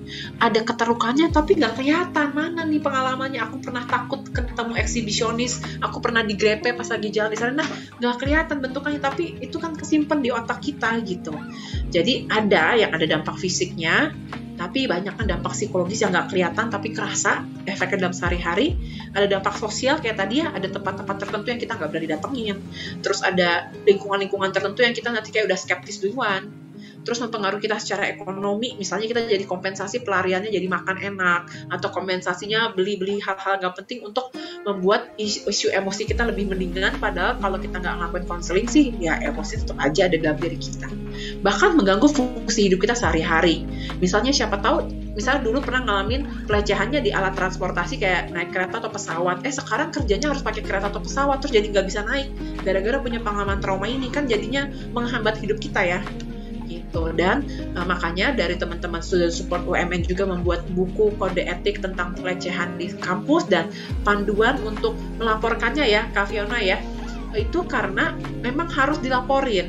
Lalu kita cari bantuan dukungan buat kita dan cari dukungan sosial. Kalau kamu punya teman-teman yang nggak ngerti ini dan bahkan menyalahkan kamu, mending kamu cari komunitas atau teman lain deh. Karena kamu nggak layak. Udah, jadi apa ada quotes meme-nya di Instagram gini, ngalamin trauma itu satu hal, tapi ketika orang nggak percaya sama cerita kita, itu bikin kita painful lagi loh teman-teman. Jadi please cari orang-orang yang bisa memahami ini. Lalu juga kita juga perlu memahami bagaimana digital safety ya. Aku juga sambil belajar gitu ya, gimana supaya kita bisa aman dalam berselancar di dunia sosial media dan menghindari hal-hal yang bisa membuat kita mengarah seperti ini.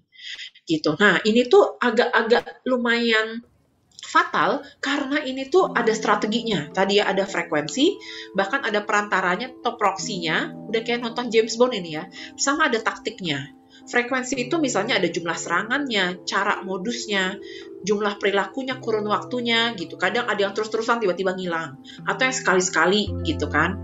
Lalu situs jejaringnya juga dipindah-pindah gitu misalnya. Terus abis itu juga taktiknya macam-macam tuh, bisa tiba-tiba kirim gambar, nggak ada keterangan, tiba-tiba bikin akun palsu, atau tiba-tiba kita di hijack kayak gitu. Jadi hal seperti ini mengenai beragam aspek kehidupan manusia, kehidupan kita sebagai manusia yang berharga tuh kena aspek sosial, gender, budaya, legal, bahkan kalau tadi aku baca dari Fakultas Hukum, beberapa universitas juga udah bikin panduan kekerasan berbasis gender online kalau teman-teman googling, karena ini juga isu ranah hukum gitu. Ranah politik, agama juga termasuk ya, mana ada sih agama yang ngajarin kita untuk menistakan anggota manusia lainnya, apapun situasinya kan sebenarnya nggak ada. Hanya ada interpretasi sempit terhadap ajaran-ajaran agama yang nganggapnya hal ini boleh. Mentang-mentang tadi, wah kayaknya ini orang berdosa banget ya, kayak kan kita kan bukan utusannya Tuhan, terserah Tuhan lah, yang penting kita jadi manusia sama-sama menghargai dan golden rule of compassion. Jadi ada tokoh namanya siapa tuh Karen Armstrong, dia membuat penelitian 20 tahun terhadap semua agama di dunia ini yang jumlahnya sampai 5.000 atau 6.000, ditemukan benang merah dari semua agama di dunia ini yang dia sebut sebagai Golden Rule of Compassion. Jadi dalam Golden Rule of Compassion, semua agama ternyata ngajarin intisari benang merahnya tuh sama. Walaupun ritual berdoanya bisa beda, tapi ajarannya tuh ada benang merahnya, yaitu, tahu nggak teman-teman? Do not do to others what you don't want to do unto you. Jangan lakukan ke orang lain yang kita nggak mau diperlakukan kayak gitu. Sesimpel itu, gitu. Kalau katanya Syahrini semudah itu, tapi kadang kita nggak ngerti ngelakuinnya. Kalau kita nggak suka diintimidasi, kita nggak intimidasi orang. Kalau kita nggak suka dicubit orang lain, kita juga nggak cubit orang lain. Hanya dengan seperti itu kita bisa menjaga kehidupan bersama menjadi sama-sama bisa dijalani. Gitu. Dari tadi yang teman-teman udah tadi, chill, terus offline maupun online, dan aku sebagai psikolog anak dan remaja sangat concern ketika teman-teman masih di usia anak-anak mengalami pelecehan ini. Aku punya menangani klien, jadi kenapa aku bukan untuk menakoti teman-teman, tapi please cari bantuan konseling profesional ke psikolog, dan itu jadi bumerang di suatu waktu. Aku punya klien yang datang ke aku dengan keluhan bipolar. Bipolar itu seperti Marshanda suka sharing, teman-teman kalau nggak ngerti bipolar dan pengen lebih tahu, dengerin deh YouTube-nya Marshanda. Jadi dia ekstrim banget, bisa happy. Teman aku yang bipolar tuh bisa jam 3 pagi tembok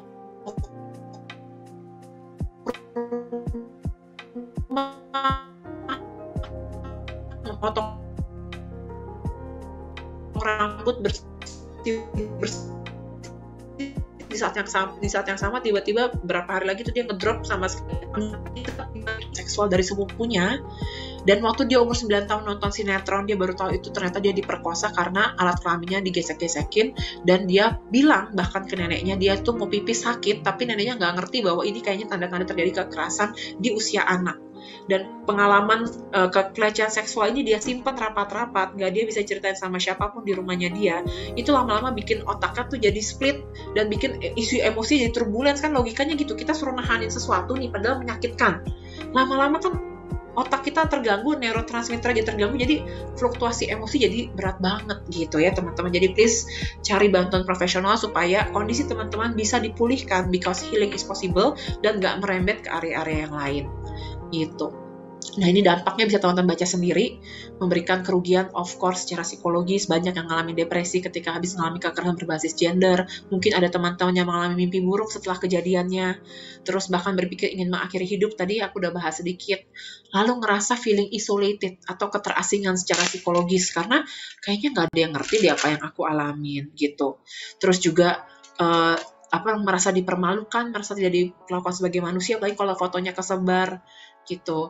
Jadi kalau aku nggak tahu zaman teman-teman udah lahir atau belum waktu kasus videonya Ariel sama Luna Maya beredar sama Cut Tari, itu juga sebenarnya termasuk kekerasan berbasis gender online. Atau yang terbaru kasusnya Gisel ya, itu kan coba kamu bayangin nggak kesehatan mentalnya si Gisel sama keluarganya kayak gitu. Jadi apa yang boleh dilakukan di ranah privat belum tentu kalau di ranah publik jadi oke. Gitu. Misalnya ada pasangan-pasangan yang dengan segala konsekuensinya mereka memilih mendokumentasikan kegiatan seksual mereka.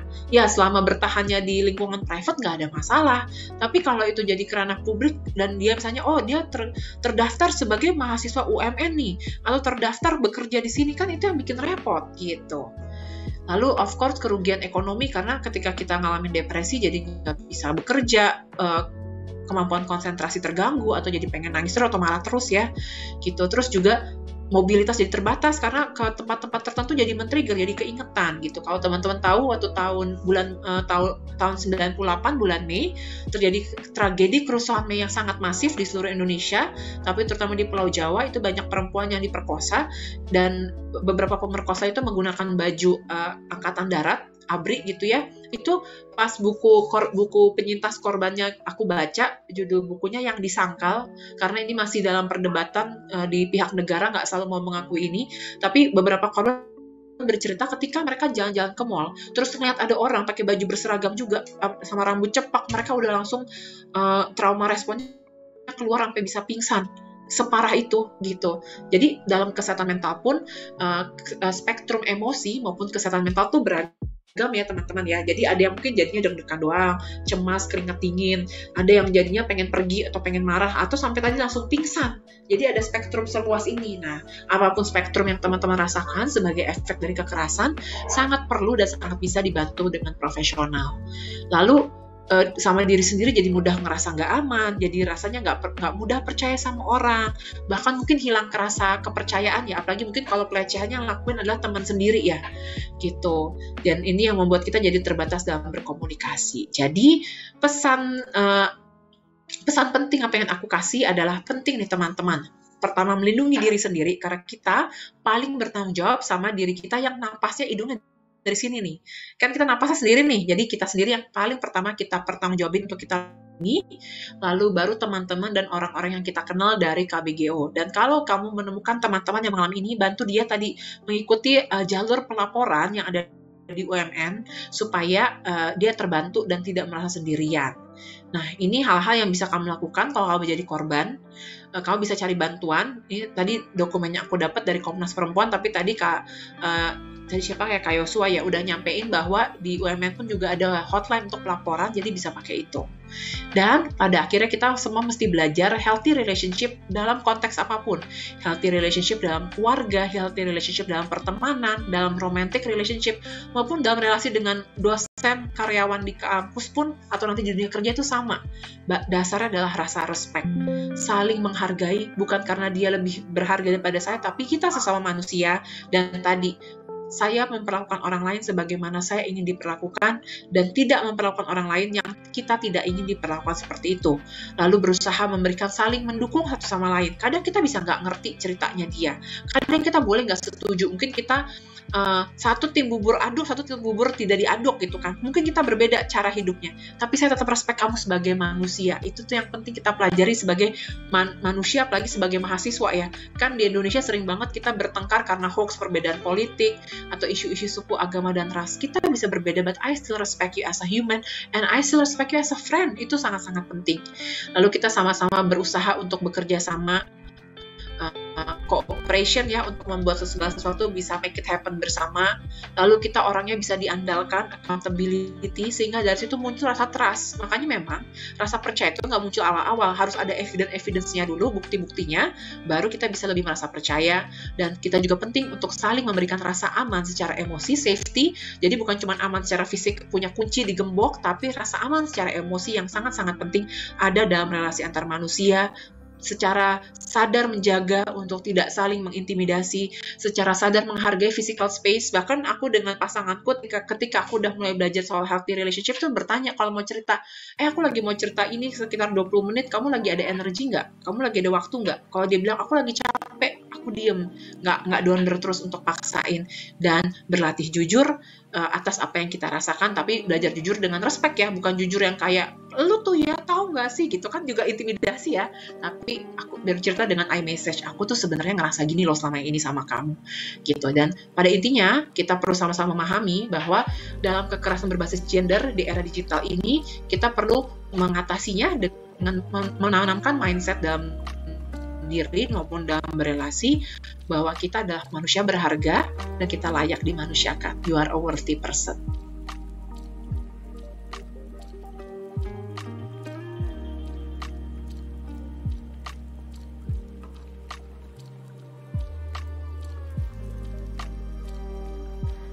Iya, terima kasih Kak Anas. Ya ampun webinarnya. Halo? Ya, oke, suara saya masuk ya? Masuk. Ya. Kayak Nur, maaf tadi salah sebut namanya. Oke, it's okay, nggak apa-apa Kak Anas. It was so amazing presentationnya dan sangat insightful juga ya Kak ya. Oke, mungkin kalau kita sekarang ada sesi Q&A sebentar bisa kali ya Kak? Nggak apa-apa ya? Mungkin teman-teman ada yang mau tanya-tanya soal KBGO nih, tentang kekerasan by gender gitu kan, di era digital ini gitu. Mungkin teman-teman yang mau tanya-tanya atau tadi sempat ada kepikiran, aku mau tanya ini nih gitu nih. Nah, boleh nih langsung kasih pertanyaannya di kolom komentar. Atau kalian mau cerita-cerita, mau private chat ke Mbak Anas atau ke saya juga tak apa-apa gitu ya. Oke Kak Anas, sambil kita nunggu teman-teman nih, yang mau tanya nih gitu ya. Oh, ternyata sudah ada yang tanya Kak, gitu kan, dari Yovita Clara. Kak, jika misalnya orang tua kita sendiri yang force kita untuk menjadi feminism, mengikuti stereotip perempuan, tapi saya merasa that's not me, and I've said that many times to them, but they didn't understand or listen. Bagaimana ya caranya saya bisa menanganinya gitu? Gimana nih Kak Anas? Oke, terima kasih ya udah bertanya, dan kayaknya ini isu yang cukup banyak bisa dialami banyak orang ya. Yang pertama gini, yang bikin kita berat sama orang tua, apalagi di usia masih mahasiswa, adalah kita masih punya kebergantungan sama mereka. Terutama kebergantungan finansial, kalau mereka mungkin kita nggak dibiayain sekolah, lalu kebergantungan sosial.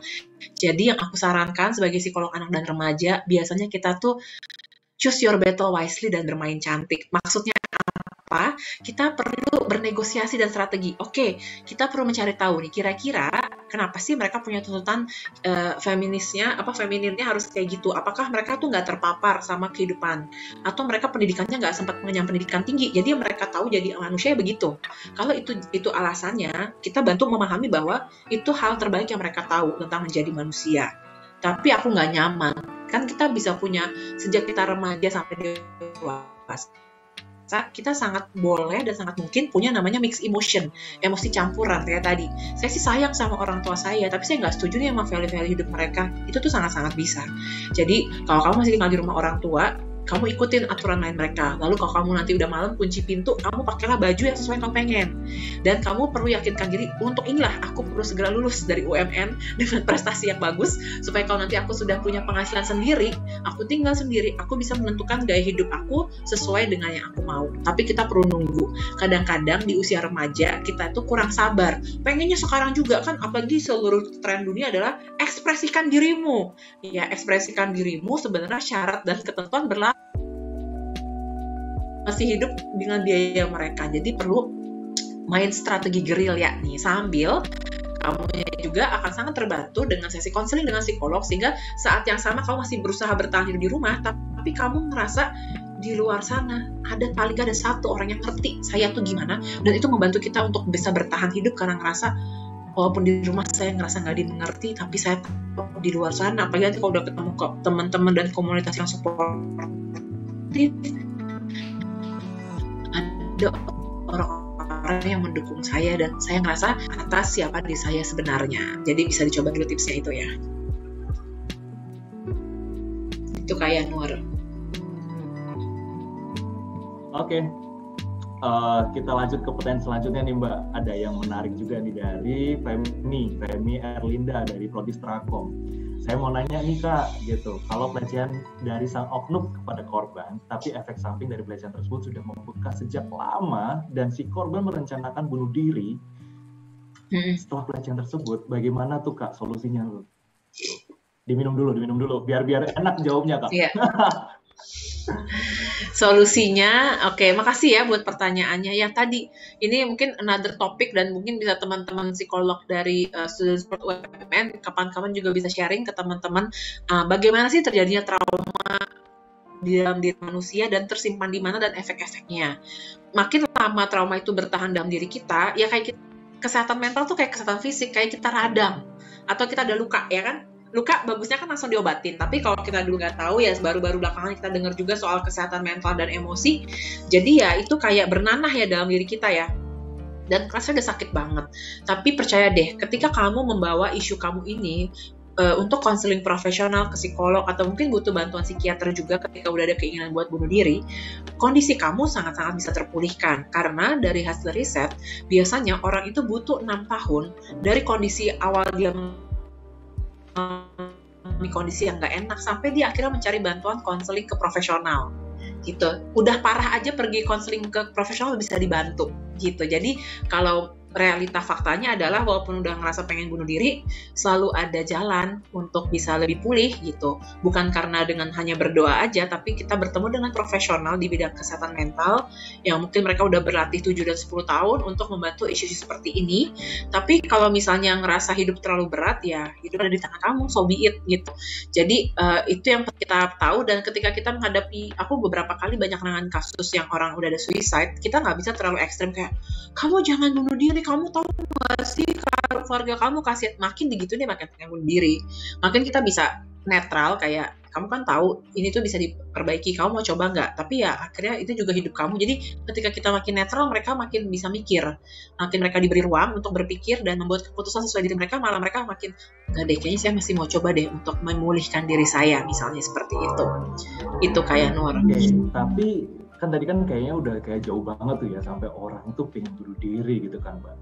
Tapi gimana sih kalau misal gini, coba kita buat yang lebih deket gitu sama topik kita ya, apa namanya, tindakan preventifnya gitu kan. Kalau misal nih kita sebagai teman, terus habis itu ada teman kita yang dia tuh kena apa namanya pelecehan atau kekerasan seksual, itu apa yang harus kita lakukan Kak sebagai teman Kak?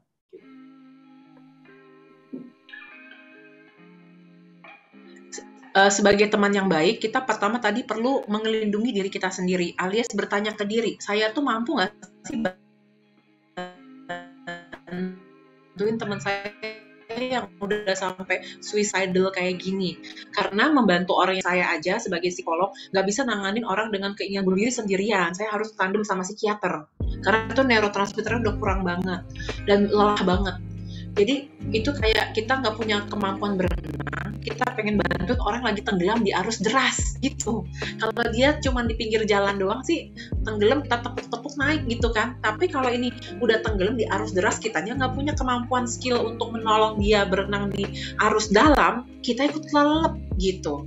Kalau teman-teman pernah ngalamin temen-temen yang depresi, itu capek banget loh kayak gitu. Saya sendiri tahun 2018 pernah depresi, dan itu saya butuh 3 orang ganti-gantian nemenin saya, karena mereka nggak ada yang kuat buat nemenin saya terus-terusan, dan saya sambil konsultasi ke psikiater atau psikolog dan bisa pulih gitu. Jadi kalau kita sebagai teman, kita perlu cek diri sendiri, kita mampu nemenin atau enggak. Dan sebagai teman yang baik, kita bisa gini, kayaknya kondisi kamu udah butuh bantuan profesional deh, aku bantuin ya, cariin konseling nih ke student support UMN, atau cari konseling ke psikiater atau psikolog mana aja yang ngebantu kamu, karena kamu penting buat saya dan saya mau bantu kamu buat lebih pulih, tapi bukan saya yang bantuin ya, karena ini butuh skill gitu.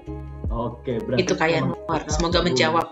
Oke, berarti kita perlu ngelihat kondisinya seperti apa dulu ya. Kalau misalnya memang kondisinya butuh penanganan psikologis, berarti kita antarkan gitu kan ya. Nah, biasanya kalau pelaku kayak gitu ya, ini ada yang tanya juga nih, bagaimana sih Kak cara menanggapi jika ada kasus yang korban udah speak up tuh ya, terus sebagai saksi malah setuju dengan kelakuan pelaku. Nah, itu kita harus menanggapi artinya kan. Karena kayak si korban kayak pasti merasanya kayak kalau di TikTok ini termasuk bagian dari welcome to Indonesia with toxic masculinity gitu ya. Jadi itu kayak makanya kan ada webinar ini ya gitu. Jadi yang pertama aku ceritain yang dialami klien aku yang dia sempat digrepe sama temennya di fakultas teknik, itu seling enggak. Jadi benar-benar cari komunitas yang suportif. Kalau di UMN bersyukur pasti kamu akan dibantu. Tapi kalau kamu tidak ada di lingkungan yang seperti ini, tadi kayak SafeNet Indonesia, tabu.id, Maya yang akan ngebantu kamu tersupport sebagai korban gitu. Oke. Berarti apa namanya, banyak sebenarnya ya yang bisa mensupport dia gitu ya, kalau misalnya dia kayak merasa dia kayak semakin dijudging oleh orang-orang gitu, baik. Oke. Jadi pelecehan atau kekerasan gitu ya, mungkin bisa dikasih support lebih dahulu dekatnya gitu ya. Nah, Kak Anas, sepertinya tadi sudah merupakan pertanyaan penutupan nih. Kita sudah mau untuk menjadi pembicara di seminar kali ini, gitu ya. Sama-sama. Harga dan waktunya, gitu ya. Atau mungkin sekarang gini deh, Kak Anas, mungkin mau ngasih kata-kata atau pesan-pesan untuk teman-teman di UMN ini. Iya, jadi terima kasih banyak buat tim Student Support UMN dan teman-teman mahasiswa. Terakhir ini ada 338 orang yang ikutan bareng bersama-sama satu jam lebih ini. Seperti yang aku bilang, mungkin banyak informasi baru, hal-hal baru yang atau kayak aduh udah mulai panas nih, atau karena kita relate sama pengalaman trauma kita jadinya overwhelmed, please lakuin self care. Kamu perlu mengafirmasi diri bahwa makasih ya udah bertahan hidup sampai hari ini, kamu berharga banget, dan segera hubungi support ketika kamu merasa aku butuh konseling nih, kayak bisa didengerin Kak Anas, aku udah trigger, atau aku punya teman yang kayak gitu, aku nggak tahu cara bantuinnya, atau dulu waktu kecil aku pernah ngalamin yang berbahaya. Teman-teman, orang yang pernah ngalamin pelecehan itu dia rentan banget 3 kali lebih rentan ngalamin pelecehan. Mungkin teman-teman sambil kita ada sedikit waktu, teman-teman bisa tulis di kolom chat apa sih insight-insight atau hal baru yang teman-teman jadi lebih mengerti di hari ini, atau yang kayak tadi kita sangat penting mengasosiasikan atau membuat jembatan dari apa yang kita dengar dengan apa yang insight muncul dalam diri kita. Misalnya, oh aku hari ini ternyata aku tuh dulu pernah ngalamin ini gitu. Jadi apapun yang teman-teman rasa, feel free to sangat membantu. Jangan lupa tag dari sudut support UMR ya, gitu. Dan pada akhirnya kita mesti bergerak bersama karena ini isu kita bersama. Nggak perlu nunggu kita yang ngalamin, nggak perlu nunggu anggota keluarga yang diperlakukan sama-sama berharga. Kalau kita nggak suka dicubit, kita nggak cubit orang lain. Kalau kita mau ada orang bisa hidup dengan rasa tenang, bahagia, dan damai, kita juga mengembangkan diri sesuai potensinya dan tidak terhalang oleh kekerasan dunia. Mari kita sama-sama menciptakan lingkungan kehidupan manusia yang kondusif, yang suportif, dan bisa memerdekakan satu sama lain. Oke, luar biasa Kak Anas. Saya merinding dengarnya. Oke teman-teman, yang terpenting adalah kita juga membantu spreading awareness ya, tentang kekerasan ini, kekerasan gender. Ngomong ke teman-temannya atau kayak tadi caranya Kak Anas ya, langsung bisa isi di kolom komentar apa aja insight yang tidak support dan UMKM, dan jangan lupa juga tag Kak Anas gitu ya, Kak Anas Tasya Satrio gitu yang sudah cetak biru gitu. Oke, terima kasih Kak Anas untuk pesannya dan semua yang sudah diberikan untuk hari ini. Itu sangat teman-teman mahasiswa UMN ini untuk semakin aware terhadap kekerasan gender ini, mengisi link evaluasi webinar hari ini ya.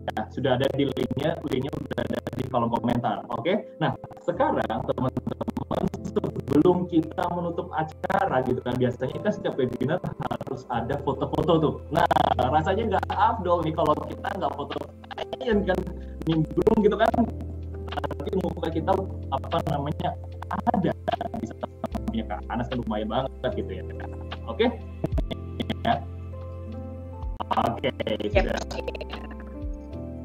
Boleh on cam dong mungkin yang. Oke, yuk silahkan on cam gitu ya, buktiin kalau misal kalian itu masih bikin orang itu semakin ikut sumringah gitu melihatnya gitu. Ini teman-teman, oke.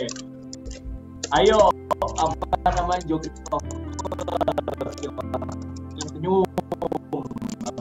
Itu Catherine Valeska, silakan senyum juga. Senyum. Stephanie Monica. Oke, ayo senyum. Oke. Jadi teman-teman ya, aku bilang juga, silahkan kalian mulai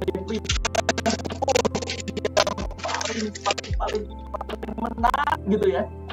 Pas ketiga, karena kan di sini banyak banget yang ikut nih dan sudah terbagi beberapa Zoom. Oke, teman-teman, yuk kita ingat mulai pause ketiga, tahan sampai saya hitung lagi sampai 10 detik.